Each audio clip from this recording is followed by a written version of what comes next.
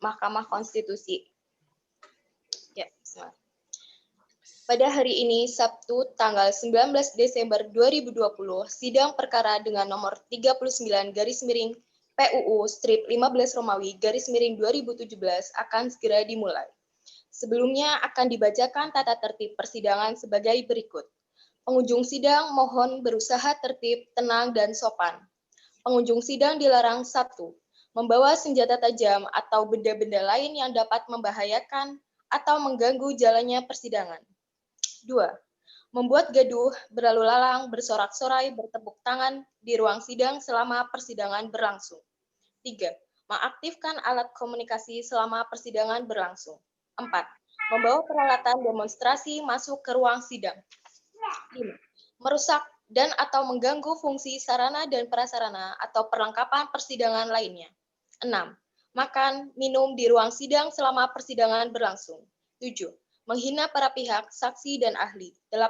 Memberikan dukungan, komentar, saran, tanggapan, atau mengajukan keberatan atas keterangan yang diberikan oleh saksi atau ahli selama persidangan berlangsung. 9. Melakukan perbuatan atau tingkah laku yang dapat mengganggu persidangan atau merendahkan kehormatan dan martabat hakim konstitusi serta kewibawaan mahkamah. 10. Memberikan ungkapan atau pernyataan di luar persidangan yang isinya berupa ancaman terhadap independensi hakim konstitusi dalam memutus perkara. Hakim konstitusi memasuki ruang sidang. Hadirin dimohon berdiri. Hadirin dipersilahkan duduk kembali.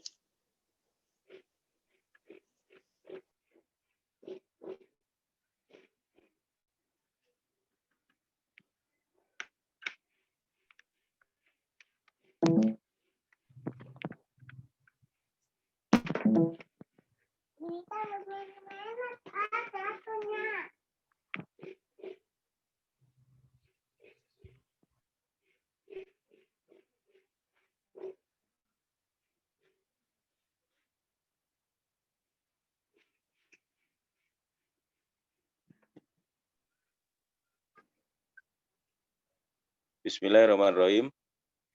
Sidang perkara pengajuan formil peraturan pemerintah pengganti Undang-Undang Nomor 2 Tahun 2017 tentang perubahan atas Undang-Undang Nomor 17 Tahun 2013 tentang organisasi kemasyarakatan, Pasal 59 ayat 4 huruf C. Sepanjang frasa menganut Pasal 61 ayat 3, Pasal 62, Pasal 80, Pasal 82A terhadap Undang-Undang Dasar Negara Republik Indonesia tahun 1945. Pada hari ini, Sabtu 19 Desember 2020, dinyatakan dibuka dan terbuka untuk umum.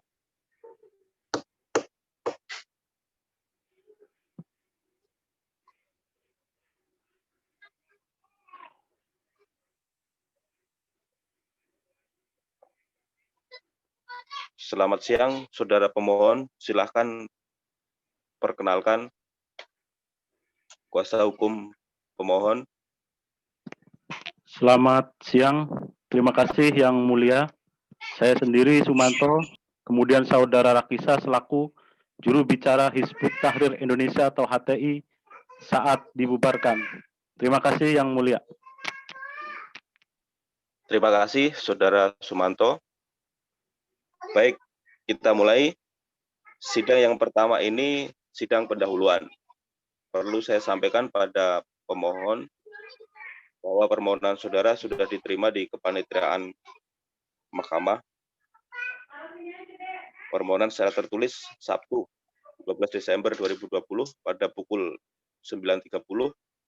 Hakim panel sudah mempelajari permohonan ini, tapi menurut hukum acara, saudara pemohon harus menyampaikan permohonan ini secara lisan. Disampaikan pokok-pokoknya. Kemudian pada sidang pertama, pendahuluan ini menurut hukum acara, sidang panel, majelis panel akan menyampaikan beberapa saran perbaikan sebagai upaya untuk lebih memperjelas permohonan yang diajukan oleh pemohon. Saya persilahkan untuk pemohon menyampaikan pokok-pokok permohonannya. identitas, kemudian dibaca mengenai hal-hal yang berhubungan dengan legal standing, pertimbangan pokok, kemudian yang perlu disampaikan adalah positanya, yang terakhir juga disampaikan petitumnya,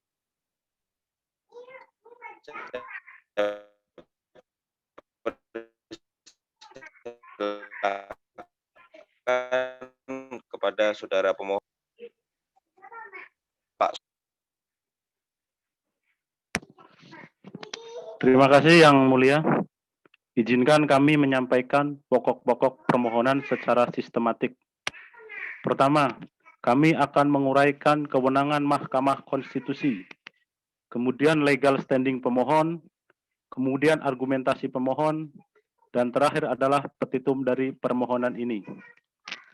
Sebelum itu, izinkan kami secara singkat menjelaskan bahwa permohonan ini adalah permohonan untuk menguji pasal 59 ayat 4 huruf C, pasal 69 ayat 3, pasal 62, pasal 80, dan pasal 82A Peraturan Pemerintah Pengganti Undang-Undang Nomor 2 Tahun 2017 tentang perubahan atas Undang-Undang Nomor 11 Tahun 2013 tentang organisasi kemasyarakatan terhadap pasal 1 ayat 3, pasal 22 ayat 1, pasal 281 ayat 1, dan pasal 28D ayat 1 Undang-Undang Dasar Republik Indonesia tahun 1945. Pemohon dalam permohonan ini adalah Perkumpulan Hizbut Tahrir Indonesia, sebuah organisasi kemasyarakatan yang didirikan berdasarkan hukum Republik Indonesia.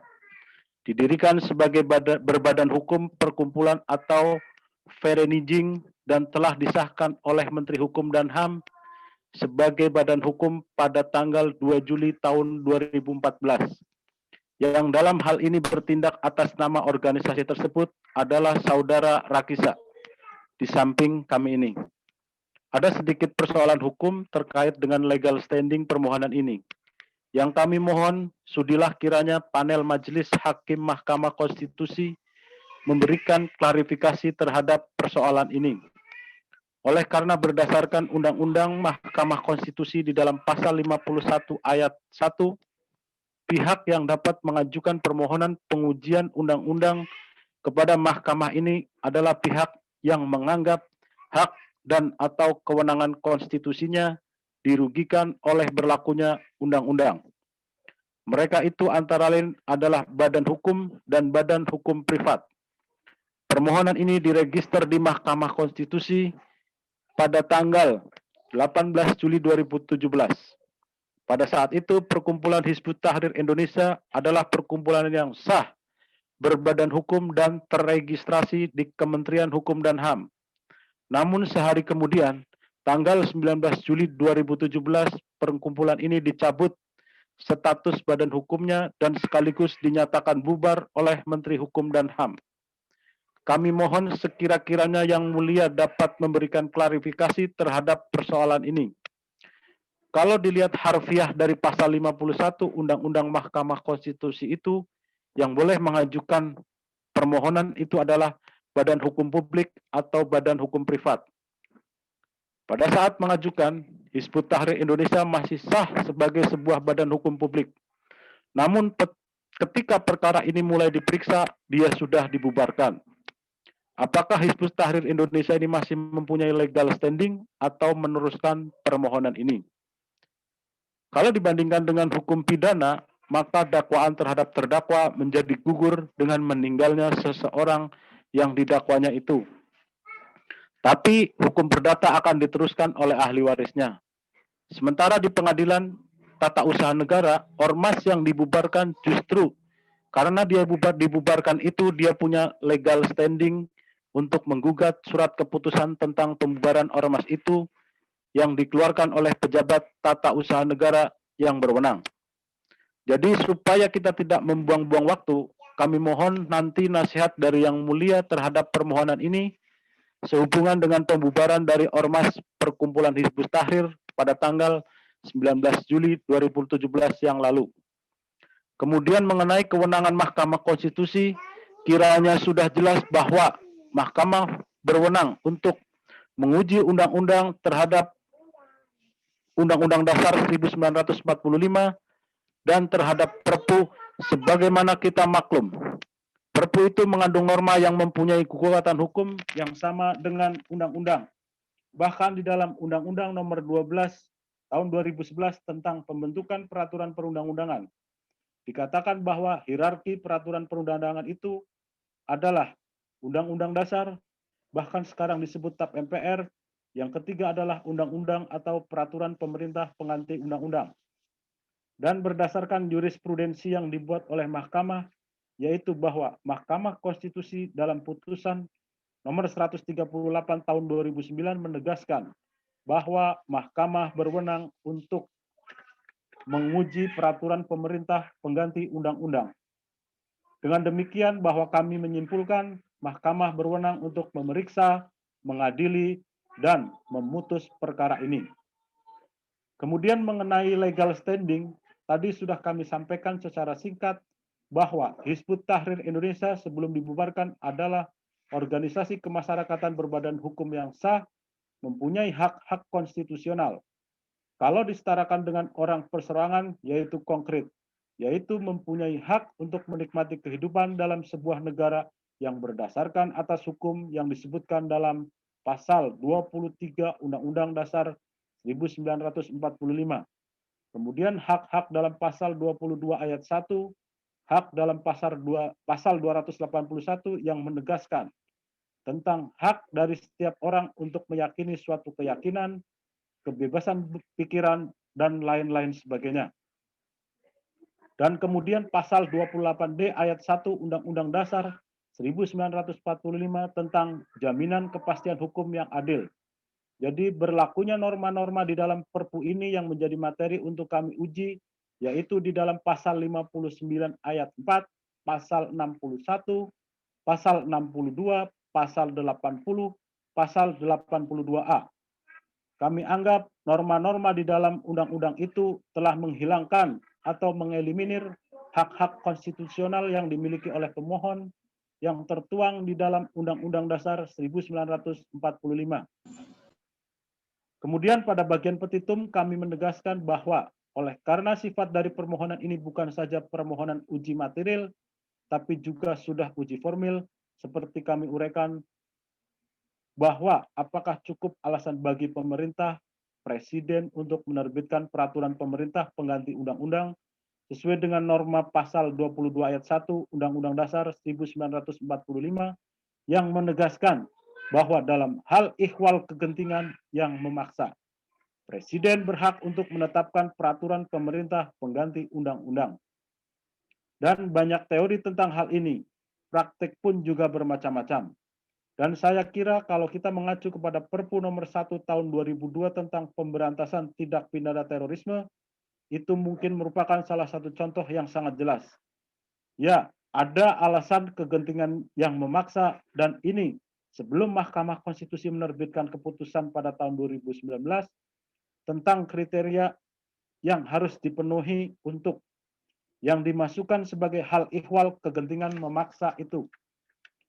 Oleh karena permohonan ini menyangkut pengujian formil, kalau aspek-aspek formil yang menjadi dasar untuk dikeluarkannya peraturan pemerintah pengganti undang-undang itu tidak dipenuhi, maka konsekuensinya seluruh materi Perpu ini mohon dibatalkan oleh Mahkamah Konstitusi. Meskipun demikian, kami mengatakan setidak-tidaknya, ya kalaulah yang pertama itu tidak dikabulkan oleh Mahkamah, kiranya norma-norma di dalam pasal 59 ayat 4 huruf C, terutama tentang ormas yang meyakini, mengembangkan, menyebarkan paham yang anti Pancasila yang tadi dijelaskan oleh rekan pemohon sebelumnya, bisa bersifat multitafsir itu. Kemudian pasal 61 ayat 3, pasal 62, pasal 80, pasal 88 tentang pemidanaan yang kami anggap tidak pernah ketentuan seperti ini diberlakukan sejak zaman kolonial Hindia Belanda sampai ke zaman kita sekarang, kecuali oleh Presiden Jokowi sekarang ini.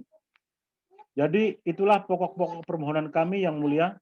dan kami mohon dengan sangat kiranya Yang Mulia dapat memberikan nasihat ataupun masukan-masukan sehingga kami dapat memperbaiki dan menyempurnakan permohonan ini.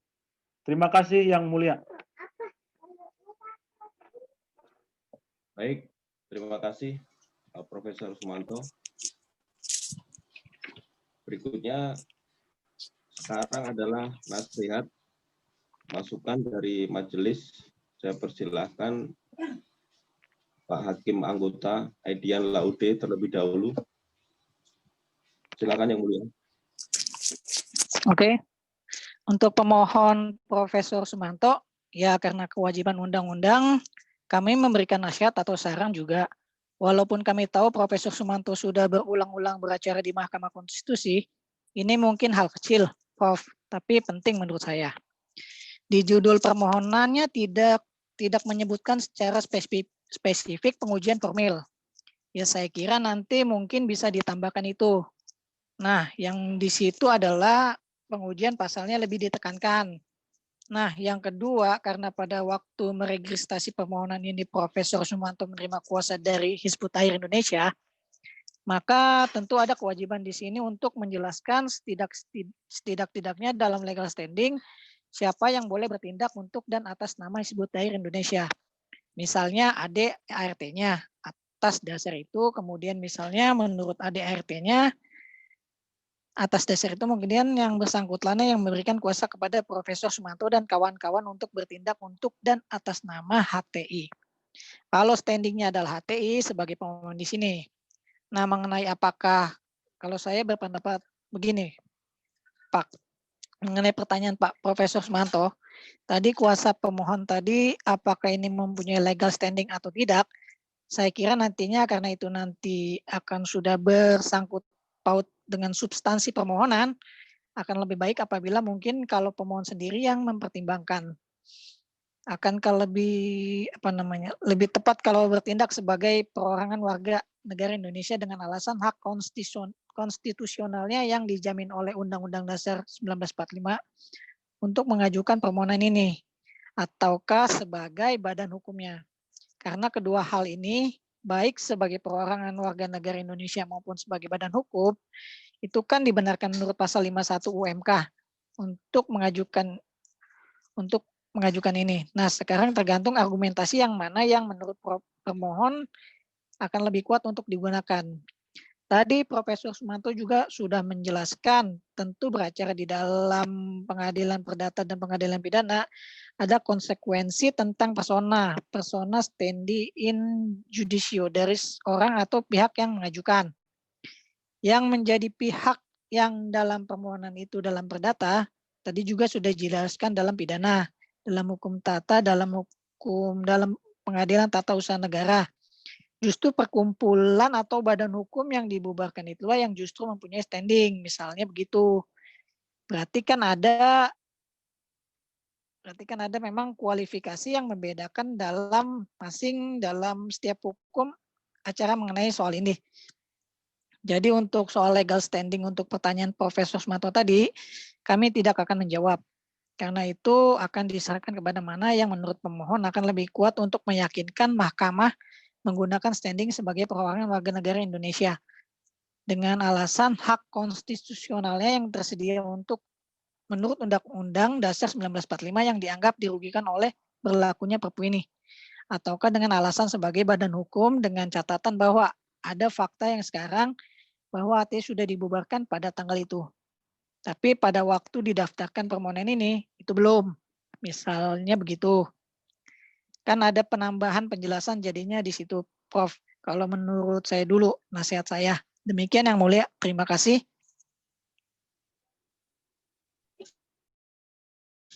Baik, terima kasih Yang Mulia Pak Adian Laude.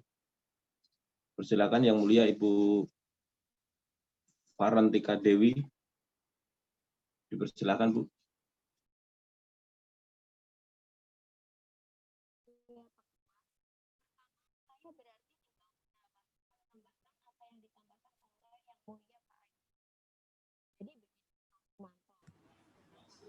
Suaranya nggak keluar ya?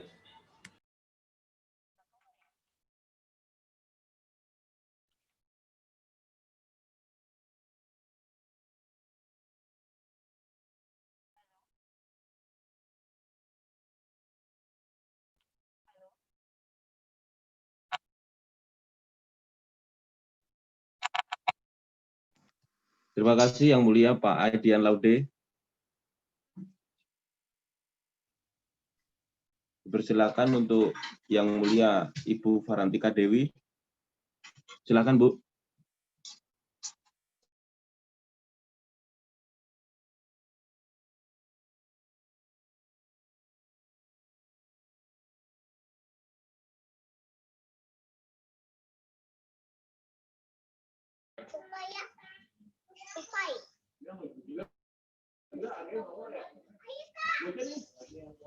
Terima kasih Yang Mulia Pak Ketua. Pertama, saya berarti tinggal menambahkan apa yang disampaikan oleh Yang Mulia Pak Aidian. Jadi begini Profesor Sumanto, barangkali karena tadi di samping menghilangkan ruang-ruang, apa pembelaan diri, kemudian hak-hak seseorang untuk mengajukan setiap ada sengketa ke pengadilan, Perpu ini kan seolah kemudian mengebiri semua itu. Sehingga artinya bahwa ini adalah tindakan dulu oleh pemerintah yang kemudian menjadi embrio kesewenang-wenangan itu. Tidak memberikan ruang terlebih dahulu bahwa ini seharusnya ada sesuatu sifatnya kontentiosa barangkali. Bisa kemudian diuji dulu di badan peradilan. Itu saya mengutip kalau tidak salah argumentasi Profesor Sumanto tadi seperti itu. Barangkali itu pemahaman, pandangan Anda di dalam argumentasi itu. Karena biar bagaimana, kerugian konstitusional Anda itu juga akhirnya diuji di dalam persoalan-persoalan dengan bagaimana eksistensi Perpu ini yang sebenarnya dikaitkan dengan argumentasi bahwa di konsideran itu mana sih dari A sampai apa, saya tidak begitu firm. Tapi salah satunya kan asas itu kemudian yang mengemuka bahwa dalam Undang-Undang Nomor 17 Tahun 2013 belum dicantumkannya azas contratius actus itu. Sehingga seolah-olah bahwa pemerintah tidak kemudian bisa serta-merta. Yang konkretnya membubarkan atau tidak aktifkan sebuah ormas yang karena tidak didasari pada undang-undang sebelumnya itu. Meskipun kalau menurut saya perlu juga nanti dikolaborasi juga Profesor Sumanto, apakah asas itu kemudian perlu dikonfirmasi dulu? Apakah Bapak kan juga sebelumnya pernah jadi Menteri Hukum dan HAM atau Menteri Kehakiman? Pengesahan Menteri dalam konteks pendirian badan hukum, meskipun penertibannya adalah konkretnya sebuah surat keputusan, itu juga bagian dari produk Badan Tata Usaha Negara yang kemudian bisa terkonfirmasi dengan asas contratius actus itu artinya ini kan Kementerian Hukum dan HAM hanya sebagai lembaga yang mengesahkan, karena pendirian ada di akte notaris sebenarnya. Tapi kemudian memang di dalam pengesahan itu diterbitkan surat keputusan. Tapi kalau surat keputusan itu kan juga sudah lama, Prof. Sudah 2014. Hizbut Tahrir diizinkan pemerintah, sedangkan untuk ke TUN ini sudah masa upaya umumnya menurut saya juga apakah masih ada? Menurut saya kan juga harus perlu lihat di sana. Itu artinya harus terkonfirmasi di situ. Sehingga barangkali ini juga bisa memperkuat argumen-argumen yang disampaikan, juga alasan-alasan dikeluarkannya Perpu itu. Kemendesakan di mananya konstitusi. Jadi itu pertanyaannya para ahli.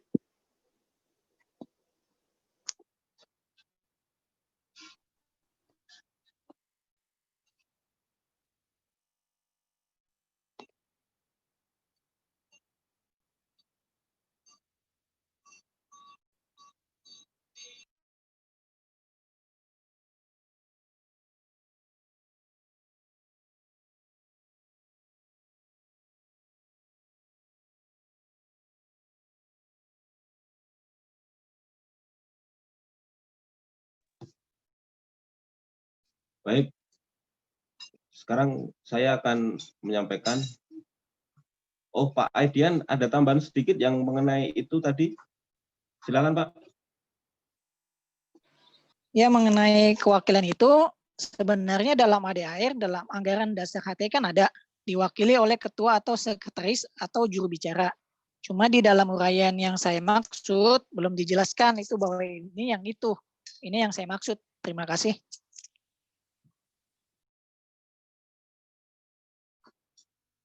Baik, terima kasih Pak Adian. Saya mulai dulu dari yang mudah untuk memberikan masukan karena tidak berubah. Kalau kita diminta, saya dengan 3 hakim yang lain untuk memberikan pendapat mengenai apakah mempunyai legal standing atau tidak, ya itu nanti kan yang memutus pada waktu kita melaporkan ke rapat permusyawaratan hakim, apakah ini punya legal standing atau tidak. Sehingga saran saya, pada waktu menguraikan legal standing, pemohon ada keraguan-raguan sebetulnya. Saran saya, sampaikan di dalam penjelasan mengenai legal standing, itu secara lengkap. Tadi misalnya, sudah Pak Adian sudah menambahkan 1, apakah sekretaris HTI mempunyai legal standing atau tidak. Ternyata setelah kita baca di dalam ADART-nya, di situ tercantum secara jelas ketua atau bukan, dan atau sekretaris atau juru bicara. Jadi itu bisa ditandatangani ketua umum saja, bisa ditandatangani oleh sekretaris saja. Itu yang ada di situ. Tapi secara eksplisit di dalam permohonan ini tidak atau belum disampaikan, sehingga perlu dieksplisitkan di dalam pertimbangan. Apa namanya? Di dalam legal standing. Itu yang pertama. Kemudian di dalam permohonan itu lebih arahnya yang mengajukan permohonan adalah perkumpulan ini. Kalau perkumpulan tadi Profesor Sumanto meminta pendapat kita mengenai kronologis urutannya. Tanggal 18 permohonan ini kalau saya lihat masuk di kepaniteraan. Terus kemudian tanggal 19 itu dibubarkan atau dicabut oleh Menteri Kumham. Tanggal 20 yang saya katakan perkara ini diregister. Nah, saya minta supaya di dalam alat bukti dicantumkan itu. Saya cek tadi di alat bukti itu belum ada bahwa HTI ini menerima SK pembubaran pada tanggal 19. Nah, itu untuk meyakinkan kita, tolong ditambahkan sebagai bukti ya. Dan di dalam permohonan ini, kemudian tanggal 20-nya ini diregister di Mahkamah Konstitusi. Nah, itu dicantumkan seluruhnya secara kronologis di dalam permohonan ini, sehingga itu semuanya nanti menjadi pertimbangan dari Mahkamah untuk menentukan apakah itu punya legal standing atau tidak. Itu saja yang dari Profesor Sumanto. Ada tambahan 1 lagi, dasar dari MK mempunyai kewenangan mengadili Perpu. Itu kalau kita lihat, sebetulnya ini sudah betul. Apa ada yang akan disampaikan lagi kuasa hukum pemohon? Cukup? Cukup, Yang Mulia. Baik, persidangan yang akan datang akan diperbaiki permohonannya. Ya, sidangnya perbaikannya kita terima Selasa paling lambat 14 hari sejak tanggal ini ya. Kalau perbaikan tidak masuk sebelum sesudah lewat waktu ini, berarti yang dianggap kita periksa adalah permohonan awal. Tapi kalau perbaikan bisa masuk sebelum 14 hari, maka persidangan akan kita lakukan setelah perbaikan permohonan masuk ya. Terima kasih, Yang Mulia. Baik, terima kasih kepada pemohon dan kuasa hukumnya. Sidang selesai dan ditutup.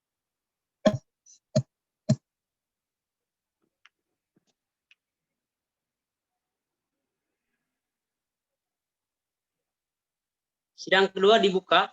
Sidang kedua perbaikan permohonan. Majelis Hakim memasuki ruang sidang. Hadirin dimohon untuk berdiri. Hadirin dipersilakan untuk duduk kembali.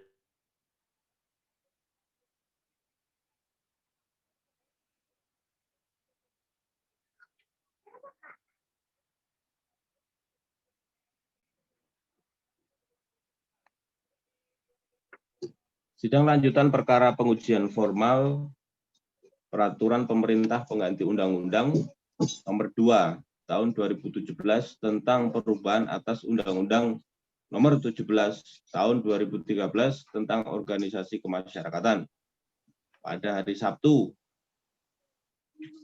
19 Desember 2020 dinyatakan dibuka dan terbuka untuk umum. Assalamualaikum warahmatullahi wabarakatuh.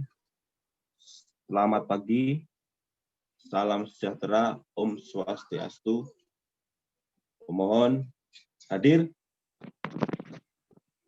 Terima kasih Yang Mulia, hadir. Saya sendiri, Sumanto, kemudian hadir juga permohon prinsipal. Baik, terima kasih. Silakan kuasa hukum menyampaikan pokok perbaikannya. Terima kasih Yang Mulia. Panel Hakim Mahkamah Konstitusi sesuai dengan saran-saran yang diberikan oleh panel hakim pada persidangan yang lalu, kami telah melakukan perubahan-perubahan yang cukup besar terhadap permohonan awal dan sudah dituangkan dalam permohonan yang diserahkan pada pagi hari ini. Namun sebelum menguraikan pokok-pokok perubahan itu, kami menyampaikan renvoy atas kesalahan pengetikan, yaitu di halaman pertama, perihal permohonan itu ada pasal 28. Kemudian di halaman 2 juga ada pasal 28. Dan seterusnya. Dan sudah kami renvoy dan sudah diparaf. Jadi kami tidak menguji norma perpu yang dimohonkan untuk diuji ini terhadap pasal 28 dari Undang-Undang Dasar 1945. Tapi hanya pasal 1 ayat 3, pasal 28D ayat 1, pasal 28E ayat 2, dan pasal 281 ayat 1 Undang-Undang Dasar Negara Republik Indonesia tahun 1945 khusus untuk pengujian materialnya. Yang Mulia, sesuai saran dari panel hakim pada persidangan yang lalu, agar kami memisahkan antara pengujian formil dengan pengujian material, dan itu sudah kami lakukan seperti tercermin di dalam perihal permohonan ini, yaitu permohonan pengujian formil Peraturan Pemerintah Pengganti Undang-Undang Nomor 2 Tahun 2017 tentang perubahan atas Undang-Undang Nomor 17 Tahun 2003 tentang Organisasi Kemasyarakatan terhadap pasal 22 ayat 1 Undang-Undang Dasar tahun 1945 dan permohonan pengujian material atas norma pasal 59 ayat 4 huruf C, pasal 69 ayat 3, pasal 62 ayat 1, ayat 2, dan ayat 3. Pasal 80A dan pasal 82 ayat 1, ayat 2, ayat 3. Perpu Akwo terhadap pasal 1 ayat 3, pasal 28D ayat 1, pasal 28E, dan pasal 281 ayat 1 Undang-Undang Dasar tahun 1945. Kemudian, yang kedua adalah perubahan pemohon dalam perkara ini. Pada pemohon yang pertama yang memohon perkara pengujian undang-undang ini adalah Hizbut Tahrir Indonesia sebagai badan hukum publik. Namun sebagaimana kita maklum pada tanggal 19 Juli 2017 sudah permohonan didaftarkan di Mahkamah Konstitusi ini, pemerintah secara resmi mengumumkan pencabutan status badan hukum dan pembubaran Hizbut Tahrir Indonesia.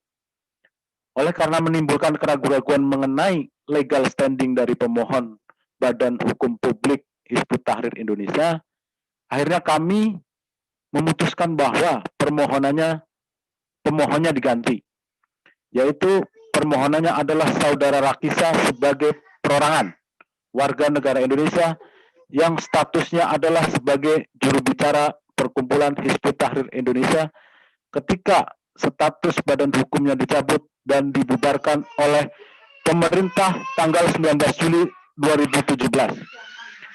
Jadi permohonannya adalah Saudara Rakisa sebagai perorangan warga negara Indonesia yang statusnya adalah juru bicara Sekretaris Umum HTI ketika dibubarkan tanggal 19 Juli 2017. Kiranya jelas tentang subjek hukum dari pemohon adalah perkara ini. Kemudian, kami menguraikan kewenangan Mahkamah Konstitusi. Ini perbaikan-perbaikan untuk mengadili dan memutuskan perkara ini, antara lain adalah menerangkan hal-hal yang memang sudah baku tentang kewenangan MK. Tapi secara spesifik, menguraikan kewenangan dari Mahkamah Konstitusi untuk menguji peraturan pemerintah pengganti undang-undang dengan argumentasi bahwa Perpu memang mempunyai kedudukan yang setara dengan undang-undang. Sehingga kekuatan mengikat dari norma Perpu juga sama kekuatannya dengan undang-undang. Namun, ada satu hal yang ingin kami sampaikan sehubungan dengan pengujian formil ini. Ialah di dalam Undang-Undang Nomor 8 Tahun 2011 tentang perubahan atas Undang-Undang Nomor 24 Tahun 2003 tentang Mahkamah Konstitusi. Di sana disebutkan bahwa dalam pasal 51 ayat A, peraturan bahwa Mahkamah Konstitusi dalam menguji formil terhadap undang-undang selain menggunakan Undang-Undang Dasar tahun 1945 juga pengujian formil itu dilakukan terhadap peraturan perundang-undangan yang mengatur tata cara pembentukan peraturan perundang-undangan. Pasal 51 Undang-Undang Nomor 8 Tahun 2011 yang sekarang berlaku undang-undang yang dimaksud adalah Undang-Undang Nomor 12 Tahun 2011 tentang pembentukan peraturan perundang-undangan. Kami sudah menelaah secara mendalam undang-undang ini. Namun dengan sangat menyesal, kami tidak bisa menggunakan Undang-Undang Nomor 12 Tahun 2011 ini karena pengaturannya tentang peraturan pemerintah pengganti undang-undang sangat sumir. Hanya mengatakan bahwa kedudukan Perpu sama dengan undang-undang. Lalu yang diatur di dalam undang-undang itu adalah prosedur pembentukan undang-undang, bukan prosedur pembentukan Perpu. Secara simplistik, dikatakan bahwa ketentuan lebih lanjut tentang prosedur pembentukan peraturan pemerintah pengganti undang-undang diatur dengan peraturan presiden. Peraturan presiden itu pun mungkin belum ada sampai saat ini. Andai pun ada, toh tidak bisa juga dijadikan batu uji di Mahkamah Konstitusi ini. Jadi dengan sangat menyesal Yang Mulia, kami bukan tidak mematuhi perintah Undang-Undang Nomor 8 Tahun 2011 ini. Tidak menjadikan Undang-Undang Nomor 12 Tahun 2011 sebagai batu uji. Tapi karena memang tidak ada pengaturan terhadap Perpu, prosedur pembentukan Perpu di dalam Undang-Undang tentang pembentukan peraturan undang-undang itu, kemudian mengenai kedudukan hukum atau legal standing permohonan perkara ini, kami uraikan panjang lebar. Di sini ada 16 poin, tapi sekali lagi juga ingin kami sampaikan. Yang Mulia, yang kami temukan di dalam Undang-Undang Dasar tahun 1945, maupun di dalam undang-undang, maupun di dalam jurisprudensi putusan Mahkamah Konstitusi adalah legal standing para pemohon dalam pengujian material, yaitu tentang adanya counsel right yang dieliminir dengan berlakunya sebuah undang-undang yang ada jurisprudensi MK terhadap apakah yang dimaksud dengan kedudukan hukum. Ada beberapa kategori, tapi tidak ada rumusan yang jelas. Apakah legal standing seorang pemohon ketika dia mengajukan pengujian formil terhadap undang-undang? Karena tidak ada counsel right yang dilanggar, tapi prosedur pembentukan undang-undang atau Perpu itu kita nilai bertentangan dengan Undang-Undang Dasar tahun 1945. Oleh karena itu, kami hanya menguraikan di sini bahwa pemohon sebagai warga negara Indonesia mempunyai hak-hak yang secara langsung maupun tidak langsung diberikan oleh Undang-Undang Dasar tahun 1945 dan tidak langsung itu adalah hak untuk hidup di negara hukum Republik Indonesia. Berdasarkan pasal 1 ayat 3 dan karena itu berhak juga supaya segala proses pembentukan peraturan perundang-undangan termasuk Perpu adalah sesuai dengan Undang-Undang Dasar tahun 1945. Hanya itu yang kami dapat uraikan, karena memang ada semacam ketidaklengkapan ketentuan tentang apakah legal standing yang dapat diajukan oleh seorang pemohon ketika dia mengajukan permohonan uji formil terhadap undang-undang atau peraturan pemerintah pengganti undang-undang. Semua itu sudah kami uraikan sangat panjang di dalam Perpu ini. Lalu selanjutnya adalah kami memisahkan positanya, yaitu yang menjadi argumentasi yuridis pengujian dalam permohonan ini, yaitu pertama adalah argumentasi yuridis pengujian formil. Intinya kami mengemukakan dasar penerbitan Perpu tidak memenuhi asas kegentingan yang memaksa yang diatur di dalam pasal 22 ayat 1. Baik dengan mengacu kepada beberapa keputusan Mahkamah Konstitusi yang memberikan satu panduan tentang apakah yang dimaksud dengan keadaan memaksa itu. Antara lain, karena pemerintah dalam keadaan terdesak harus melakukan satu tindakan. Yang tindakan itu harus didasari oleh norma yang kekuatannya sama dengan undang-undang. Tapi undang-undangnya tidak ada. Ada kevakuman hukum. Undang-undangnya ada, tapi sangat tidak memadai. Kalaupun undang-undang disiapkan, PUU disiapkan, akan memakan waktu yang lama, dan semua itu kami uraikan di sini dengan juga secara spesifik membahas satu demi satu konsideran menimbang dari Perpu ini. Kami uraikan dan kami kritik kelemahan-kelemahannya untuk semuanya menunjukkan bahwa tidak cukup alasan bagi pemerintah untuk mengeluarkan Perpu. Karena intinya dari Perpu ini adalah menghapuskan 17 pasal dari Undang-Undang Nomor 17 Tahun 2013 tentang organisasi kemasyarakatan, yang pada pokoknya adalah menghapuskan kewenangan Badan Peradilan untuk menilai apabila pemerintah akan membubarkan suatu ormas dengan alasan menyebarkan satu paham yang bertentangan dengan Pancasila. Dulunya itu pengadilanlah yang harus menilai, sebab kalau ada dispute seperti HTI, ajaran khilafah misalnya, pemerintah mengatakan bertentangan dengan Pancasila. HTI bilang tidak. Siapa bilang bertentangan? Kalau ada dua orang ini berkelahi terus, kan mesti ada pihak ketiga yang memutuskan. Dan saya pikir ini adalah due process of law. Dan sepanjang awal reformasi, kita banyak sekali bicara tentang checks and balances supaya kewenangan pemerintah itu dibatasi. Ada check and balances dari lembaga yang lain. Karena itu, kalau dispute tentang apakah bertentangan dengan Pancasila atau tidak, mestinya diselesaikan melalui pihak ketiga oleh pengadilan. Tapi semua ini dieliminir oleh Perpu, dan kewenangan untuk menilai bertentangan atau tidak dengan Pancasila sepenuhnya adalah kewenangan pemerintah. Ini yang justru kalau hanya untuk menghapuskan itu, sebenarnya mengapa harus pakai Perpu? Kalau ingin lebih cepat memproses pembubaran ormas itu, mengapa tidak? Kalau Perpu dikeluarkan, mestinya memperpendek proses peradilan. Misalnya, pengadilan harus memutuskan 1 bulan. Setelah itu tidak ada banding. Kasasi dalam waktu 15 hari, selesai. Dan untuk sementara waktu, pemerintah bisa membubarkan sementara ormas itu, sehingga tidak melakukan kegiatan. Tapi dibubarkan tetap atau dihidupkan kembali tergantung putusan pengadilan. Tapi bukan itu yang dilakukan oleh pemerintah. Jadi itu panjang lebar kami uraikan di dalam pengujian formil. Lalu kemudian selanjutnya kami memisahkan, yaitu argumentasi yuridis pengujian material. Pasal 58 ayat 4 dan seterusnya terhadap pasal 1 ayat 3, pasal 28D ayat 1, pasal 28E ayat 2, pasal 281 Undang-Undang Dasar tahun 1945, kami uraikan panjang uraiannya ini.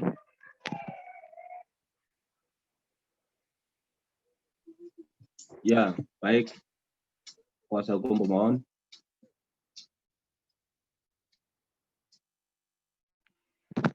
Sampai pada kesimpulan dan kemudian petitum. Petitum juga dipisahkan antara petitum pengujian formil dan petitum pengujian material, dan rumusan petitum ini secara spesifik. Kami menggunakan ketentuan dalam Undang-Undang Perubahan tentang apa? MK. Dan karena itu sudah sesuai dengan bunyi teks undang-undang.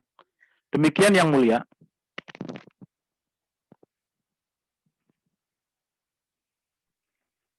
Ya, baik. Kuasa hukum. Terima kasih. Baik, terima kasih, Profesor. Kemudian bukti yang diajukan adalah P1 sampai dengan P7. Benar begitu?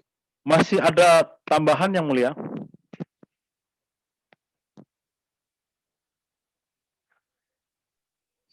Iya.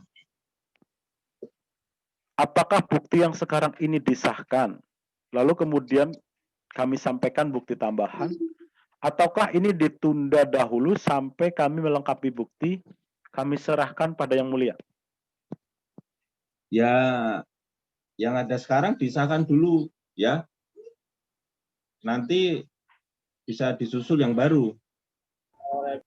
Begitu Baik, baik. Terima kasih yang mulia. P1 sampai dengan P7 disahkan, ketok palu. Kemudian untuk soft copy perbaikan belum ada, nanti setelah sidang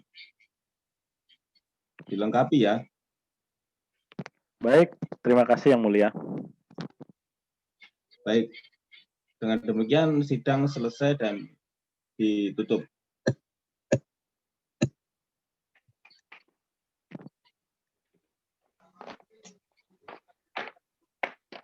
Sidang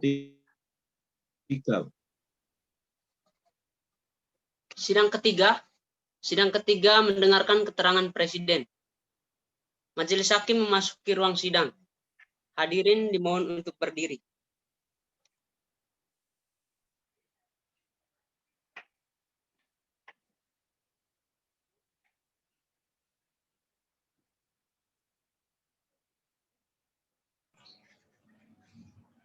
Sidang lanjutan perkara pengujian formil Peraturan Pemerintah Pengganti Undang-Undang Nomor 2 Tahun 2017 tentang perubahan atas Undang-Undang Nomor 17 Tahun 2013 tentang organisasi kemasyarakatan pada hari Sabtu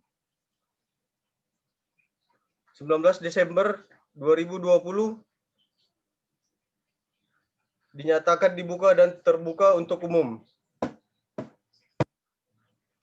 Selamat pagi, saya cek dulu kehadiran baik pemohon maupun termohon. Pemohon dulu silakan hadir. Baik, terima kasih yang mulia.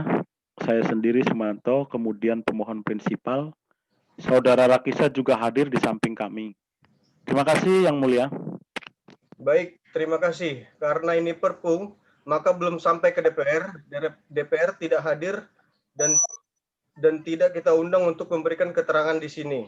Dari pemerintah silakan. Terima kasih yang mulia. Assalamualaikum warahmatullahi wabarakatuh.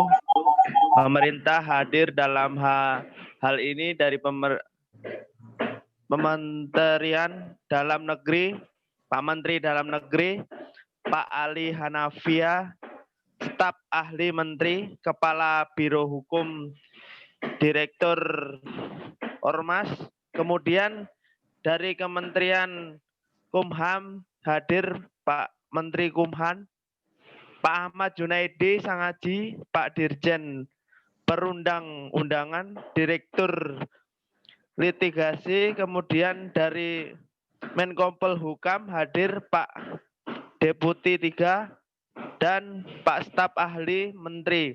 Demikian yang mulia. Terima kasih. Mohon maaf dari Kejaksaan Agung. Segoyanya hari ini hadir Pak Jaksa Agung, ada rapat dengan Jaksa Agung Singapura di Bali. Sehingga dia mewakilkan Direktur Tata Usaha Negara dengan yang lainnya, pejabat lainnya. Terima kasih yang mulia. Baik, lengkap sekali ini. Kalau setiap kali persidangan pemerintah bisa hadir semacam ini, wah, maka Mahkamah Konstitusi sangat senang sekali. Selamat datang Pak Menteri, Pak Menteri Dalam Negeri, Pak Menteri Hukum dan HAM, baik pihak terkait sekalian.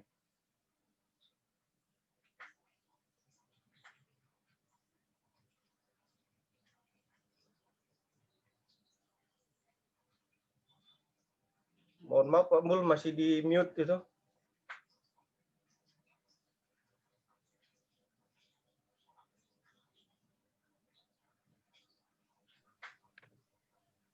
Ya, salam sejahtera bagi kita semua Om Swastiastu. Majelis yang kami muliakan, kami pihak terkait hadir sebagai penerima kuasa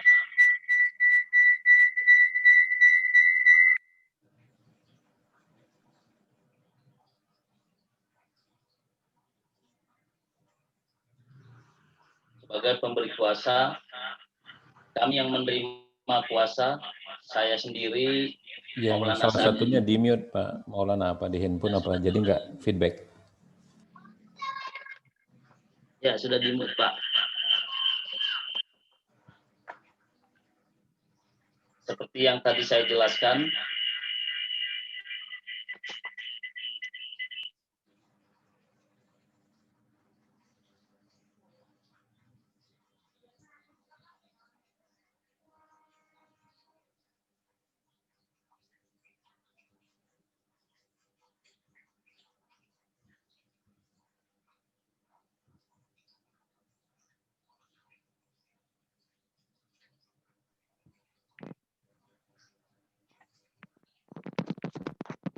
Langsung ke hakim ketua aja itu, Pak Maulana malah di unmute itu.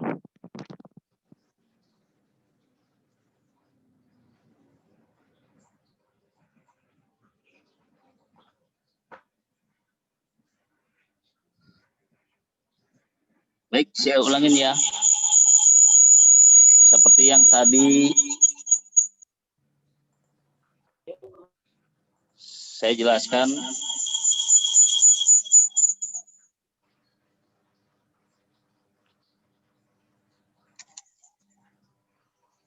saya Maulana Sani, seperti yang tadi saya jelaskan, hadir juga pemberi kuasa dalam hal ini sebagai prinsipal pertama, Saudara Fitri Indrianing Tias, yang kedua Rita Serena Kolibenso, ketiga Bintang Tambunan. Kami menjadi pihak terkait dalam perkara ini. Terima kasih majelis yang mulia.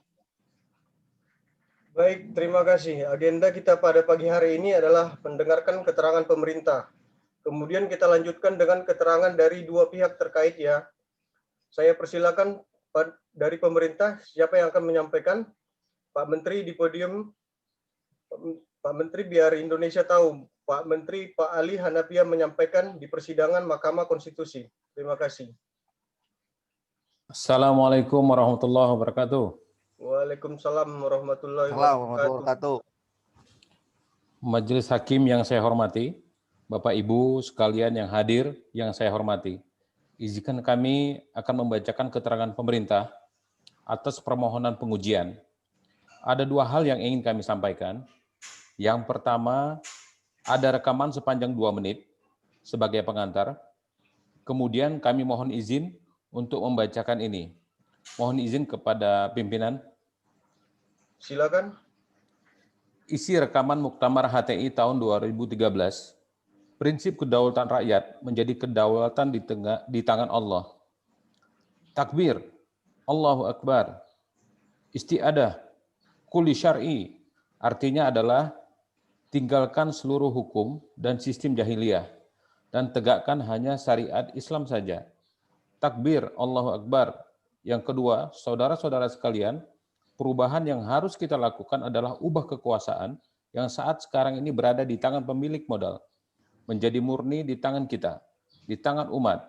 Inilah arah perubahan kedua, saudara-saudara. Takbir, Allahu Akbar. Arah perubahan yang ketiga adalah hancurkan sekat-sekat nasionalisme. Takbir, Allahu Akbar. Yang telah memecah belah kita semua. Takbir, Allahu Akbar. Angkat satu orang khalifah untuk menyatukan umat. Karena itu, maka umat akan betul-betul menjadi ummah wahidah. Itulah arah yang ketiga. Dan yang keempat adalah jadikan hak tabani berada di tangan khalifah. Tinggalkan proses penentuan hukum perundang-undangan buatan manusia melalui voting. Tinggalkan berikan kewenangan kepada khalifah untuk mengambil salah satu pendapat hukum terkuat di antara pendapat para mujtahid yang telah digali dari sumber-sumber hukum Islam.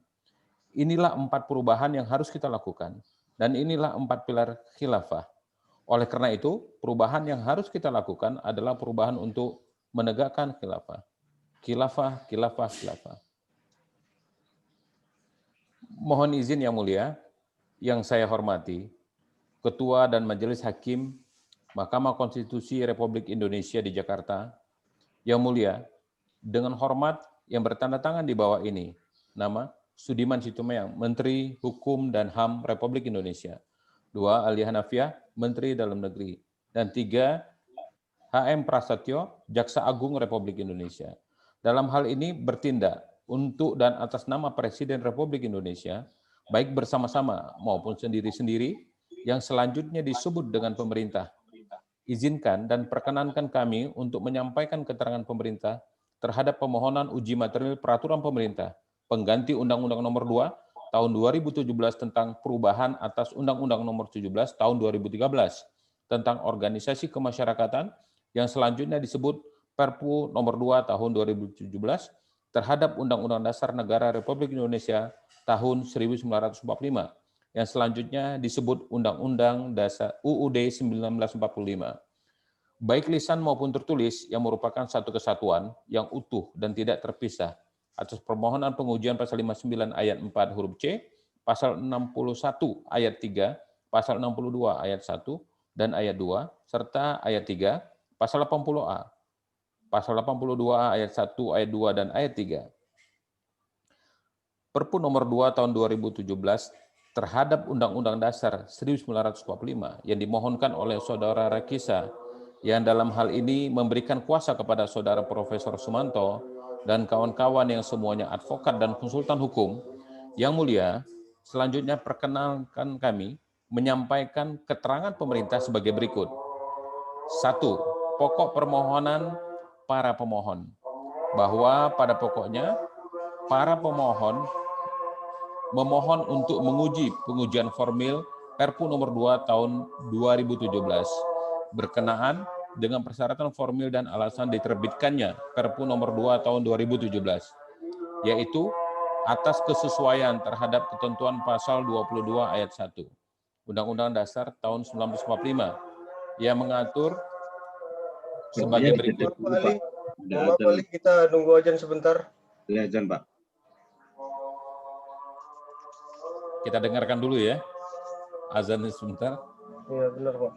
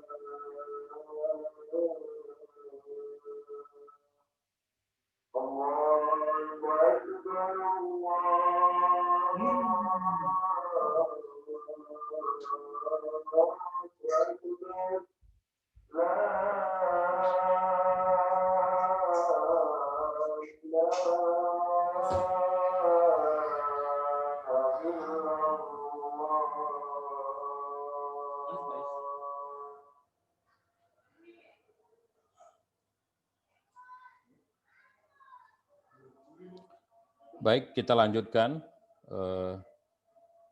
Mohon izin yang mulia, kita akan melanjutkan pembacaan keterangan pemerintah. Saya ulang lagi dari Perpu nomor 2 tahun 2017 tentang Undang-Undang Dasar 1945 yang dimohonkan oleh Saudara Rakisa yang dalam hal ini memberikan kuasa kepada Saudara Profesor Sumanto dan kawan-kawan yang semuanya advokat dan konsultan hukum. Yang mulia, selanjutnya perkenan kami menyampaikan keterangan pemerintah sebagai berikut. 1. Pokok permohonan para pemohon, bahwa pada pokoknya para pemohon memohon untuk menguji pengujian formil Perpu nomor 2 tahun 2017 berkenaan dengan persyaratan formil dan alasan diterbitkannya Perpu nomor 2 tahun 2017, yaitu atas kesesuaian terhadap ketentuan pasal 22 ayat 1 Undang-Undang Dasar tahun 1945 yang mengatur sebagai berikut. Dalam hal ini, dalam hal ihwal kepentingan yang memaksa, Presiden berhak menetapkan peraturan pemerintah sebagai pengganti undang-undang. Pengujian material atas ketentuan Perpu nomor 2 tahun 2017 yang secara keseluruhan dapat disebutkan, yaitu pasal 59 yang mengatur sebagai berikut. Ormas dilarang: A. Menggunakan nama, lambang, bendera, atau atribut yang sama dengan nama, lambang, bendera, atau atribut lembaga pemerintahan. B. Menggunakan dengan tanpa izin nama, lambang, bendera negara lain atau lembaga atau badan internasional menjadi nama, lambang, atau bendera ormas. Dan atau C. Menggunakan nama, lambang, bendera, atau tanda gambar yang mempunyai persamaan pada pokoknya atau keseluruhannya dengan nama, lambang, bendera, atau tanda gambar ormas lain atau partai politik. Ormas dilarang: A. Menerima dari atau memberikan kepada pihak manapun sumbangan dalam bentuk apapun yang bertentangan dengan ketentuan peraturan perundang-undangan dan atau mengumpulkan dana untuk partai politik. Ormas dilarang: A. Melakukan tindakan permusuhan terhadap suku, agama, ras, atau golongan. B. Melakukan penyalahgunaan, penistaan, atau penodaan terhadap agama yang dianut di Indonesia. C. Melakukan tindakan kekerasan, mengganggu ketentraman dan ketertiban umum, atau merusak fasilitas umum dan fasilitas sosial, dan atau melakukan kegiatan yang menjadi tugas dan wewenang penegak hukum sesuai dengan ketentuan peraturan perundang-undangan, dan seterusnya, dan seterusnya. Yang mulia Ketua dan para anggota Majelis Hakim dan Bapak Ibu sekalian, hadirin yang saya hormati, demikian keterangan kami sampaikan atas nama pemerintah, atas segala perkenan dan perhatian semua pihak yang hadir, khususnya Yang Mulia Ketua dan anggota Majelis Hakim Mahkamah Konstitusi, kami menyampaikan ucapan terima kasih. Jakarta, tanggal 18 Desember 2020, hormat kami, Kuasa Hukum Presiden Republik Indonesia, Menteri Hukum dan HAM, Sudiman Sutimeang, Jaksa Agung, HM Prasetyo, Menteri Dalam Negeri Al-Hanifiyah. Demikian kami telah menyampaikan. Terima kasih. Wassalamualaikum warahmatullahi wabarakatuh.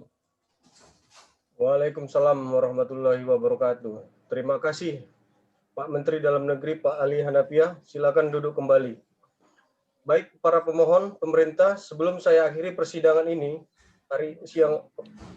persidangan pada siang hari ini, untuk apabila ada keberatan dari pemerintah silakan nanti disampaikan secara tertulis. Yang Mulia. Ya silakan Prof. Baik, bolehkah kami minta klarifikasi pemerintah tentang sesuatu Yang Mulia? Ya, silakan. Begini, kami mohon klarifikasi kepada Saudara Menteri Dalam Negeri, ya. Apa motif dan relevansinya saudara menayangkan itu acara HTI tahun 2013 di persidangan ini? Kita tahu ini sidang pengujian undang-undang, bukan sidang tata usaha negara, bukan sidang perkara pidana. Kalau saudara ingin mengajukan alat bukti, ada tempatnya nanti. Kenapa sebelum saudara memberikan keterangan, saudara menayangkan sesuatu? Saudara bermaksud mempropaganda tentang sesuatu yang tidak disenangi pemerintah atau apa? Kedua, kami juga ingin meminta klarifikasi majelis ya. Mengapa majelis mengizinkan hal itu ditayangkan di persidangan ini? Demikian. Ya, nanti kita akan menilai. Tapi Mahkamah melihat bahwa itu bagian dari keterangan yang akan disampaikan oleh pemerintah. Ya silakan saja nanti di dalam kesimpulan bahwa ada keberatan dari Anda tidak setuju mengenai apa yang disampaikan ya. Di dalam kesimpulannya, dari pemerintah mungkin ada yang akan disampaikan atau cukup? Cukup, baik kalau begitu. Demikian sidang pada siang hari ini. Keberatan nanti ditulis di dalam kesimpulan ya. Dan akhir catatan persidangan bahwa ada keberatan. Terima kasih. Sidang selesai dan ditutup. Sidang keempat mendengarkan keterangan ahli dan pihak terkait. Sidang keempat dibuka. Majelis hakim memasuki ruang sidang. Hadirin dimohon untuk berdiri.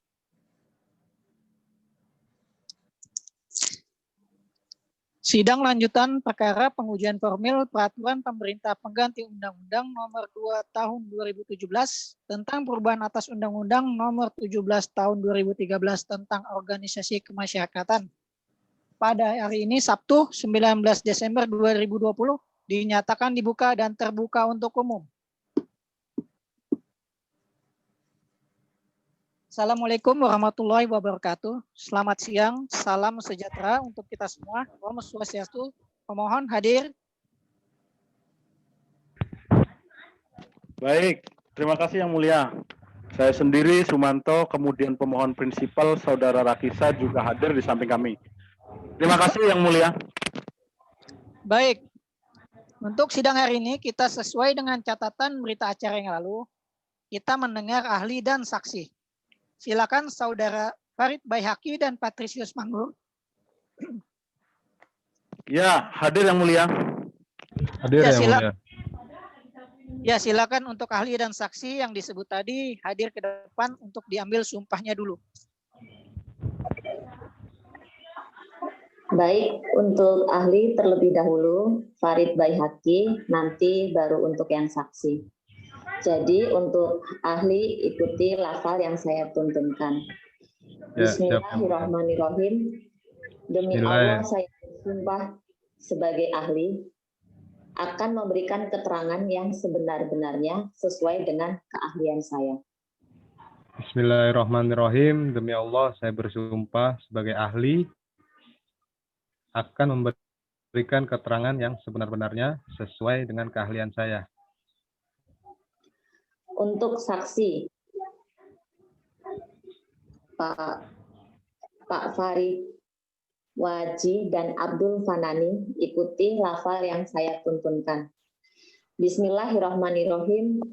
Demi Allah saya bersumpah sebagai saksi akan memberikan keterangan yang sebenar-benarnya, tidak lain dari yang sebenarnya. Bismillahirrahmanirrahim.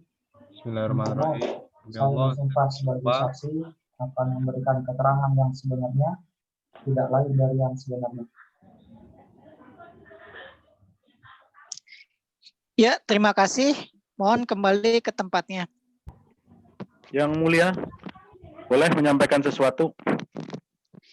Silakan Pak Sumanto. Bolehkah kami memohon untuk saksi didengar lebih dulu keterangannya? Karena keterangan saksi ini ada yang nanti perlu kami tanyakan kepada ahli untuk menerangkannya.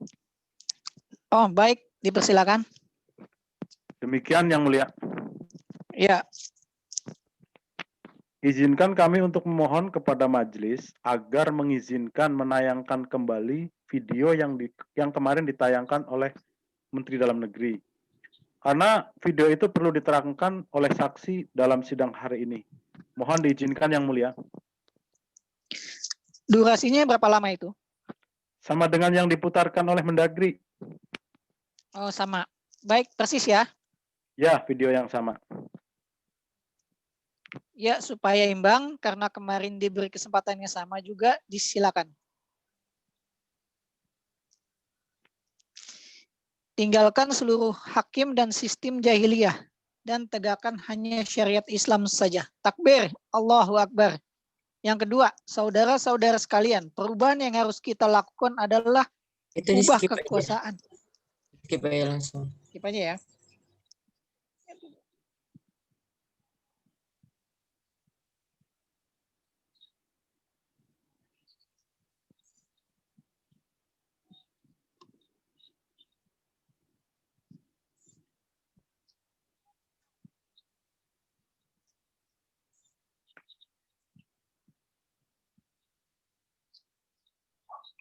Ya, sudah cukup Pak Sumanto. Cukup Yang Mulia. Ya, baik, silakan selanjutnya saksi Pak Sumanto. Baik, bisa dimulai Yang Mulia. Silakan. Saudara saksi, apakah saudara telah menyaksikan dan menyimak dengan saksama tayangan video yang baru ditayangkan di ruangan ini? Sudah Yang Mulia. Baik, bisakah saudara saksi menerangkan peristiwa apa itu? Peristiwa itu adalah salah satu kegiatan dari Hizbut Tahrir Indonesia yang diberikan nama Muktamar Khilafah. Kapan itu dilakukan? Pada tanggal 2 Juni 2013, hari Ahad atau hari Minggu Yang Mulia. Apakah saudara hadir dalam kegiatan itu? Saya hadir Yang Mulia. Siapa yang tadi berpidato di podium itu? Yang berpidato adalah Dr. Rahmat Kurnia. Apakah beliau itu pengurus HTI atau bukan? Benar, beliau pengurus HTI. Kemudian apa jabatannya? Saat itu menjadi Ketua Umum Hizbut Tahrir Indonesia. Setelah dilakukan muktamar itu, apakah langkah-langkah yang dilakukan oleh HTI? Kita tetap melakukan kegiatan sebagaimana kegiatan sebelumnya, yaitu mengopinikan di tengah masyarakat tentang kewajiban penegakan syariat Islam, kemudian melakukan pembinaan dakwah Islam di tengah masyarakat. Tidak lebih dari itu. Apakah HTI melakukannya dengan menempuh cara-cara yang sah menurut hukum dan konstitusional, atau menggunakan cara-cara kekerasan dan lain-lain sebagainya? Prinsip HTI dalam perjuangannya tidak menggunakan kekerasan. Apakah sesudah kegiatan Muktamar Khilafah tahun 2013 itu, HTI pernah dipanggil oleh aparat penegak hukum tentang kegiatan itu? Tidak pernah Yang Mulia. Apakah saudara tahu bahwa ketika Muktamar itu sedang berlangsung, di DPR sedang dibahas rancangan undang-undang tentang organisasi kemasyarakatan? Tahu Pak. Tahu Yang Mulia. Apakah HTI pernah diminta pendapat oleh DPR tentang memberikan masukan-masukan sehubungan dengan pembahasan rancangan undang-undang tentang organisasi kemasyarakatan itu? Tahu saya tidak ada. Tidak ada ya. Kemudian apakah pemerintah pada waktu itu dalam hal ini aparat penegak hukum pernah menganggap apa yang dilakukan oleh HTI itu sebagai suatu yang mengancam keselamatan negara, sehingga saudara pengurus HTI itu dipanggil atau diinterogasi atau diminta keterangan oleh pemerintah sejak peristiwa tahun 2013 yang ditayangkan tadi? Tidak pernah. Bahkan pihak kepolisian memberikan izin. Dikawal oleh pihak kepolisian, semuanya berjalan sebagaimana kegiatan-kegiatan HTI yang lain, yang berjalan dengan damai. 100.000 orang yang hadir di sana pulang dengan damai dan tidak ada masalah sedikit pun di jalan atau setelah sampai di rumah dan setelah itu. Setelah kegiatan itu, apakah dalam ceramah-ceramah atau tablik atau dakwah yang disampaikan oleh para aktivis HTI itu tetap menyinggung masalah khilafah dalam ceramah-ceramahnya? Sebenarnya, khilafah ini menjadi salah satu bagian saja dari dakwah yang disampaikan oleh Hizbut Tahrir. Kita sebagaimana ormas-ormas Islam yang lain dalam dakwah kita menyerukan Islam secara totalitas ya, mulai dari persoalan akidah, fikih, muamalah, syariah, sejarah, dan seterusnya. Jadi khilafah itu adalah bagian saja dari dakwah yang diserukan oleh Hizbut Tahrir. Apakah ceramah tentang dakwah itu tentang khilafah itu? Sekali lagi yang saya ingin tanyakan, pernah dipermasalahkan atau dimintai keterangan atau diinterogasi oleh aparat penegak hukum sejak tahun 2013 itu? Tidak pernah Yang Mulia.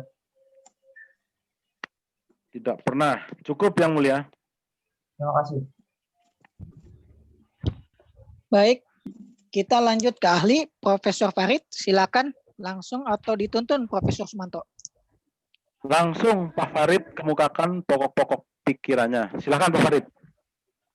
Ya, silakan. Izin pimpinan sidang. Terima kasih atas waktunya. Bismillah. Assalamualaikum warahmatullahi kemasyarakatan.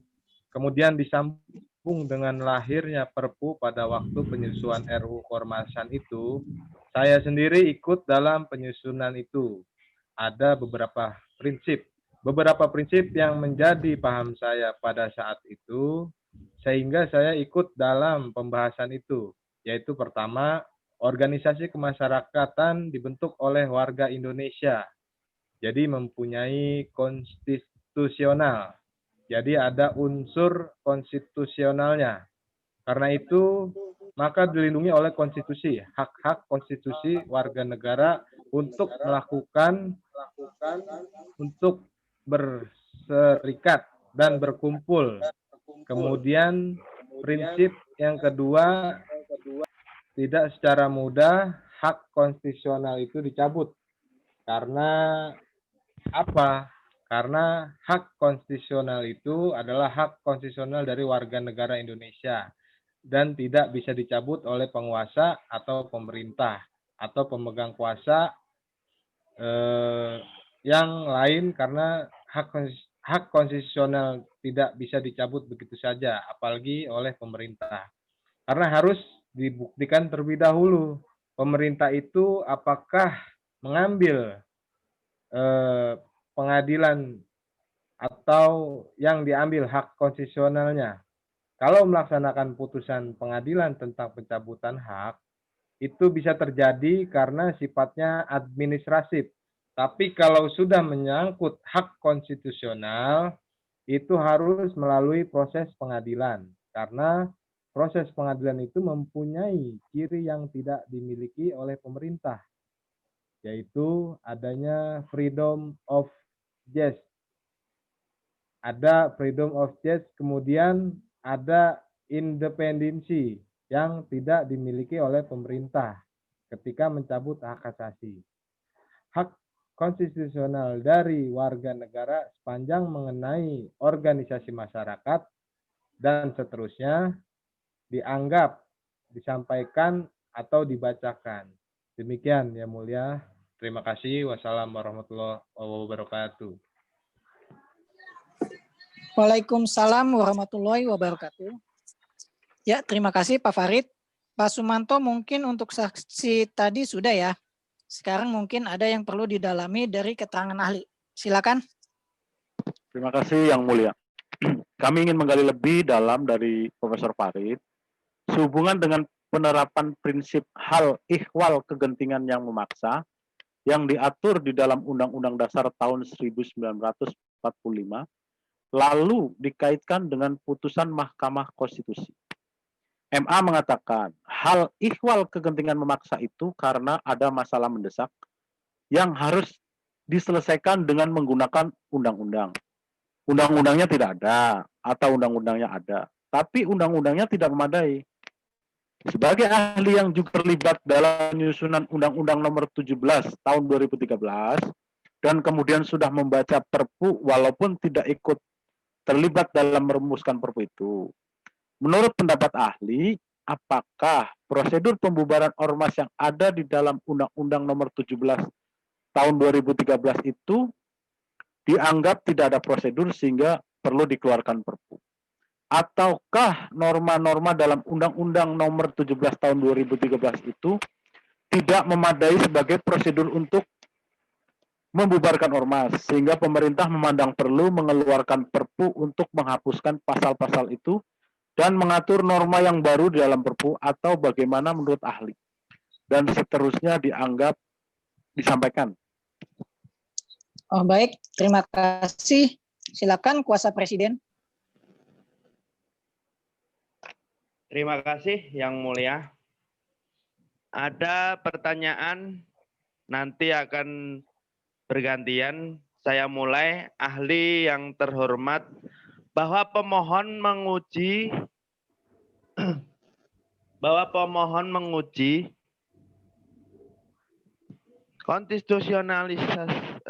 konstitusionalitas berarti kita berakhir di Undang-Undang Dasar tahun 1945. Pengujian ini dan pemohon juga tiga batu ujinya, negara hukum, kebebasan berpendapat, dan kepastian hukum. Dan tadi secara normatif pasal kebebasan berpendapat bukan pada saat pencabutan, tapi adalah pada saat pendirian. Pada saat pendirian, Undang-Undang sebelumnya nomor 17 pasal 3, pasal 4 mengatur syarat-syarat itu. Instruksi Pak, izin bertanya, pendiriannya apa ya Pak? Parpol ya, ormas. Ormas pasal secara tegas di situ dikatakan ormas tidak dapat bertentangan dengan Pancasila, sehingga pertanyaannya adalah pertanyaan pertama terkait juga kenapa pemohon yang terhormat Profesor Yusri, ketika kita berbicara kebebasan berpendapat, apakah di ujung atau di depan bicara ketika pendaftaran adalah pencabutannya, pembubarannya, pembatasannya, penghapusannya, tapi tidak menguji kepada syarat-syaratnya. Pertanyaannya, di mana kebebasan berpendapat yang kita akan jadikan? Apakah pada saat pendirian atau pada saat pembubaran? Itu pertama. Kedua adalah ketika juga pemohon mempertanyakan kontrastius actus, izin pertanyaannya adalah apakah izin itu isu konstitusi? Kita sekarang bicara terhadap konstitusi. Kalau ya, di pasal berapa nanti batu ujinya? Bahwa ini izin, bahwa ini tidak izin? Ataukah ketika kita bicara kontrastius, kita bicara kepada fungsi pemerintah, ketertiban umum, dan inilah yang mendasari ketika ketertiban umum terganggu.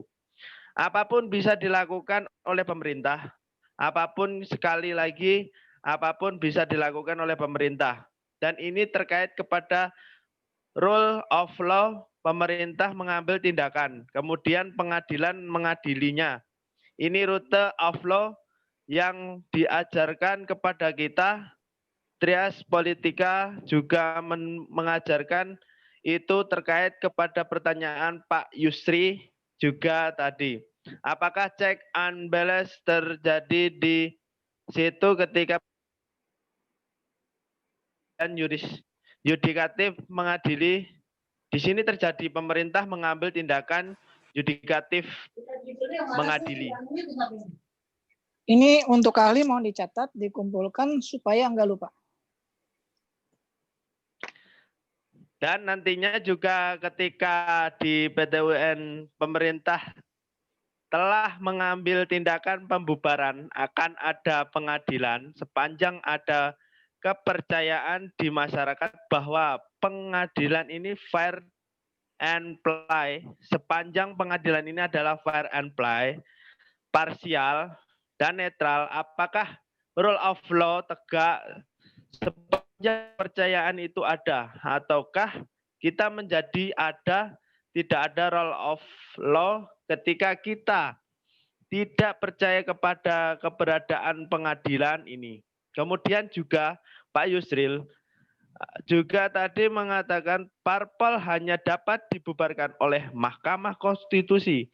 Kemudian kami bertanya sebaliknya, apakah justru bukan ini keinginan pendiri bangsa kita ini? Hanya parpol yang diserahkan kepada Mahkamah Konstitusi karena parpol itu begitu tinggi nilainya di dalam masyarakat. Sementara badan hukum yang lain bukanlah masalah konstitusi, itu adalah open legal policy. PT, kemudian koperasi, kemudian apa, tidak sebanding dengan parpol yang menjadi isu konstitusi. Jadi itu pertanyaannya kepada ahli. Baik, kita lanjut ke pihak terkait. Pak Maulana Sani, silakan tadi ya untuk saksi ya. Untuk saksi ya, pertanyaan saya adalah, apakah pimpinan pusat Hizbut Tahrir Indonesia menerbitkan 2 buku yang bersampul putih? Yang satu tentang sistem ketatanegaraan khilafah, yang satu lagi adalah sistem ideologi khilafah. Ini pertanyaan saya, ya. Penerbitan itu kalau tak salah adalah tertulis 2004. Pertanyaan kedua, apakah dalam buku sistem ketatanegaraan khilafah tersebut, buku tersebut merujuk kepada sistem ketatanegaraan sebagaimana yang diatur di dalam Undang-Undang Dasar tahun 1945. Itu yang pertama. Yang kedua, apakah dalam buku sistem ideologi khilafah, yaitu tentang ideologi khilafah, bagaimana ideologi yang disebutkan atau diatur dalam buku tersebut? Saya keberatan Yang Mulia. Ini menanya pendapat. Yang dihadirkan itu kan saksi fakta. Enggak, ini saksi fakta. Ya, tapi bukan ditanya pendapat bagaimana ini, bagaimana itu kan pendapat. Isi buku tersebut dijawab saja apakah ada. Karena kami punya bukunya, nanti kami ajukan. Ya, kalau itu ditanya pendapat dong. Nanti dicatat dalam berita acara, jangan tanya pendapat. Ya. Apakah isi buku tersebut yang pernah saya baca? Yaitu isinya tentang ideologi yang berbeda dengan Pancasila tentang kedua buku tersebut. Itu kepada saksi fakta. Ya, pertanyaannya ada 2 buku, benarkah? Kebetulan bukunya tidak saya bawa, tapi saya punya. Nanti kita ajukan pertanyaan kepada ahli. Profesor Abdul Ghani pertama. Profesor Abdul Ghani menyampaikan bahwa di dalam tayangan video tersebut, ketika pimpinan Hizbut Tahrir sedang berbicara di depan publik, itu 43 berbicara tentang nilai-nilai Islam kepada umat di depan umum. Ditayangkan oleh televisi. Pertanyaan saya, Profesor tadi mengatakan itu adalah pembicaraan tentang state philosophies norm dan juga tentang state fundamental norm.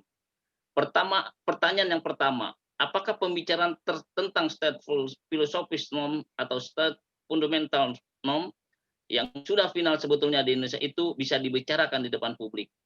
Dibongkar kembali di depan publik, disiarkan oleh televisi yang tidak pada forum-forum yang diperuntukkan untuk itu. BPUPKI membicarakan tentang dan juga tentang state fundamental dan state philosophical norm itu di dalam satu sidang khusus membicarakan itu. Terjadi perdebatan, terjadi tukar pikiran sehingga para pimpinan pergerakan waktu itu dan termasuk kelompok Islam memutuskan bahwa sistem ketatanegaraan kita adalah Undang-Undang Dasar tahun 1945 dan filosofi kita adalah Pancasila, itu adalah forumnya. Kalau forumnya terbuka seperti itu, bukankah itu adalah hasutan untuk mengubah dasar negara, mengubah sistem ketatanegaraan? Karena di dalam hukum. Ini nanya itu, ini jadi ahli jadinya Anda itu? Saya bertanya. Enggak boleh memancing mengarah begitu. Iya, pertanyaan. Pertanyaannya.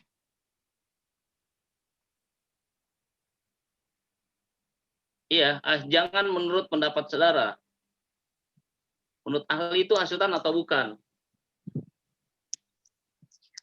Ya, jangan menurut pendapat saudara. Ya, menurut ahli itu hasutan atau bukan ya. Yang kedua, menurut ahli itu jadi jawab awalan, Pak. Menurut ahli tadi dikatakan tidak ada perbuatan melanggar hukum. Ya. Apakah kita membicarakan bertentangan norma karena dalam unsur melawan hukum itu bertentangan dengan norma dan juga salah satunya bertentangan dengan kewajiban dari si pembuat. Ada norma tentang dasar itu Pancasila, tapi yang dibicarakan tentang hasut. Apa? Tentang berbicara tidak sesuai Pancasila, membahas untuk membubarkan sekat-sekat nasionalisme, padahal di dalam konstitusi kita nasionalisme. Bukankah itu tindakan melawan hukum? Bagaimana menurut ahli? Itu dari saya. Terima kasih. Baik ya, Sekarang giliran majelis, sebelah kanan ya tidak ada, sebelah kiri juga tidak ada. Jadi kita langsung ke ahli dan saksi untuk menjawab ya.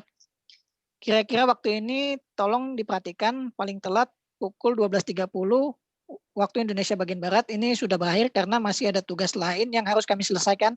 Silakan mungkin Profesor Farid dulu dari semua pertanyaan yang dicatat tadi maupun yang tidak dicatat. Silakan Prof. Terima kasih yang mulia. Bismillahirrahmanirrahim. Assalamualaikum warahmatullahi wabarakatuh. Banyak sekali pertanyaan yang diajukan kepada ahli untuk dijawab. Tetapi saya membuat kategori ada yang bersifat bicara soal red sheet di dalam Pancasila, kemudian perumusannya. Sudah itu implementasinya, itu yang terlihat. Saya mulai dari Pancasila sebagai red sheet. Pancasila sebagai red sheet di dalam elementasinya, karena Pancasila tidak memberikan rumusan-rumusan yang elementer. Karena itu harus diberi proses elementasi. Di dalam proses elementasi atau ide hukum. Suatu ide hukum kalau dirumuskan di dalam realitas empirik, dalam suatu rumusan instrumen hukum, itu harus memuat minimal 5 hal. Yang pertama, harus merespon kondisi empirik. Lahirnya Perpu itu merespon kondisi empirik apa? Ini adalah teori saya, pandangan saya, gitu. Jadi Perpu itu merespon kondisi empirik yang mana? Kondisi empirik yang sifatnya keadaan genting dan memaksa, di mana dia adanya. Apakah seperti video tadi yang kita sudah lihat bersama-sama? Video tadi adalah salah satu bentuk ekspansi dari ajaran agama Islam. Ekspansi dan seterusnya dianggap dijawab. Kalau diteruskan bisa habis. Ya mungkin makan waktu lama untuk melihatnya. Ya jadi saya kira cukup sekian saya dari saksi ahli. Mudah-mudahan ini menjadi suatu tetes sumbangsi. Sesudah itu menjadi ilmu pengetahuan. Sekian dari saya. Terima kasih yang mulia. Wassalamualaikum warahmatullahi wabarakatuh.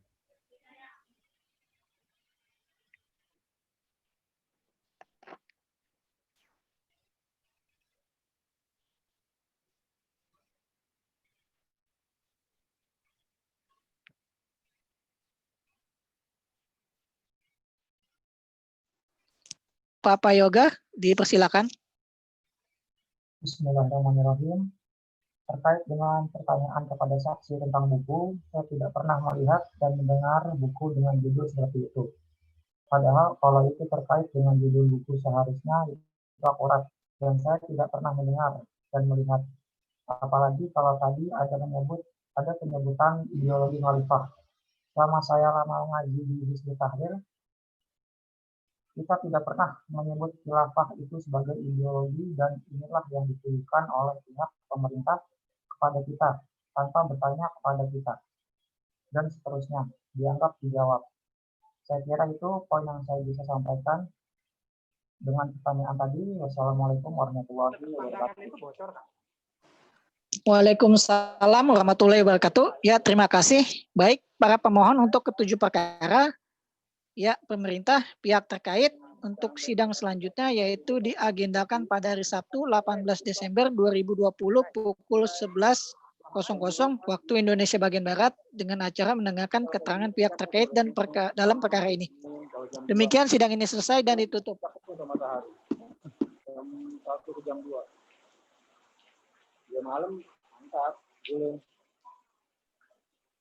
Baik, kita memasuki pengucapan putusan. Majelis Hakim memasuki ruang sidang. Hadirin mohon untuk berdiri. Terima kasih.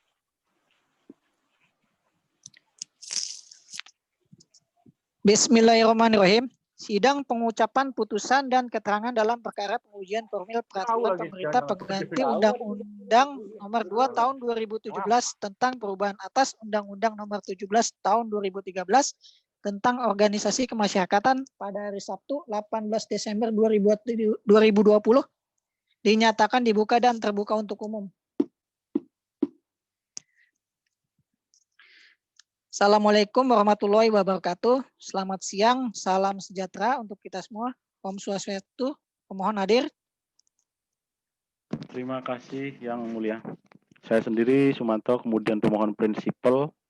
Saudara Rakisa juga hadir di samping kami. Terima kasih Yang Mulia.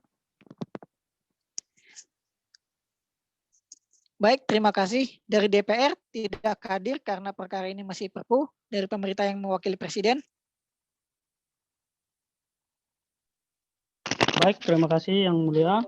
Hadir dari pemerintah, Direktur Jenderal Perundang-undangan, yang mewakili Bapak Menteri Hukum dan Hak Asasi Manusia, dan Kementerian Dalam Negeri. Terima kasih Yang Mulia. Baik, terima kasih. Kita mulai pengucapan putusan. Langsung konklusi aja.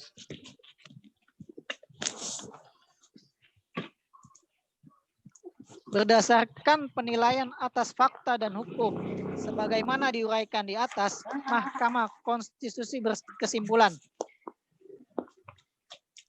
4.1. Mahkamah berwenang mengadili permohonan akuo. 4.2. Pemohon memiliki kedudukan hukum untuk mengajukan permohonan akuo. 4.3. Permohonan pemohon kehilangan objek. 4.4. Pokok permohonan tidak dipertimbangkan lebih lanjut. Berdasarkan Undang-Undang Dasar Negara Republik Indonesia tahun 1945, Undang-Undang Nomor 24 Tahun 2003 tentang Mahkamah Konstitusi sebagaimana telah diubah dengan Undang-Undang Nomor 8 Tahun 2011 tentang perubahan atas Undang-Undang Nomor 24 Tahun 2003 tentang Mahkamah Konstitusi. Lembaran Negara Republik Indonesia tahun 2011 Nomor 70 tambahan Lembaran Negara Republik Indonesia Nomor 5226 serta Undang-Undang Nomor 48 Tahun 2009 tentang kekuasaan kehakiman. Amar putusan mengadili menyatakan permohonan pemohon tidak dapat diterima. Dengan demikian diputus dalam rapat permusyawaratan hakim yang dihadiri oleh 7 hakim konstitusi, yaitu Jules Lesmana selaku ketua merangkap anggota, Aidian Laude, saya sendiri, Parlindungan Manurung, Farantika Dwi Wahyuningsih, Siti Munawaro, Sudiman Situmeang, dan Syamsul Ma'arif pada hari Senin tanggal 30 bulan Oktober tahun 2020 dan oleh 8 hakim konstitusi, yaitu Parlindungan Manurung, Jules Lesmana, Aidian Laude, Farantika Dwi Wahyuningsih, Sudiman Situmeang, Siti Munawaro, Syamsul Ma'arif, dan Rizka Nurlaili pada hari Selasa tanggal 5 bulan Desember tahun 2020 yang diucapkan dalam sidang pleno Mahkamah Konstitusi terbuka untuk umum pada hari Selasa tanggal 12 bulan Desember tahun 2020. Selesai diucapkan pukul 13.30 WIB untuk 9 hakim konstitusi, yaitu J. Lesmana, Ketua Merangkap Anggota, Aidian Laude, Parlindungan Manurung, Syamsul Ma'arif, Farantika Dwi Wahyuningsih, Rizka Nurlaili, dan Nyoman Purnamasari masing-masing sebagai anggota. Dengan didampingi oleh Patrisius sebagai panitia pengganti serta dihadiri oleh Presiden dan yang mewakili dan para pihak terkait tidak langsung atau kuasanya tanpa dihadiri pemohon atau kuasanya. Demikian para pemohon, pemerintah, dan para pihak terkait. Seluruh putusan telah diucapkan. Salinan putusan dapat diterima di Gedung Mahkamah Konstitusi lantai 4. Terima kasih atas perhatiannya. Sidang selesai dan ditutup.